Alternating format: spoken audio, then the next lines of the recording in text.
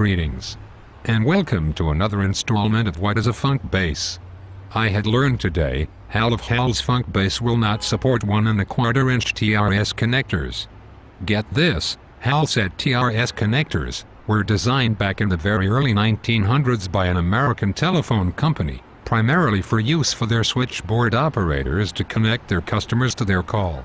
Hal said, as technology needs changed, the TRS 1/4 inch connectors were eventually abandoned because of all the inherent problems.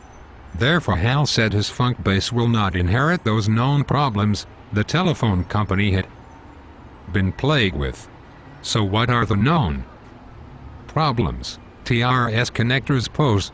The exposures includes 1. Smoke, 2. Moisture, 3. Dust, 4. Bacteria, 5. Fungus, 6. Human oils, and sweat. So what the solution? Hal said, his funk bass will only support 6 LR connectors. Awesome.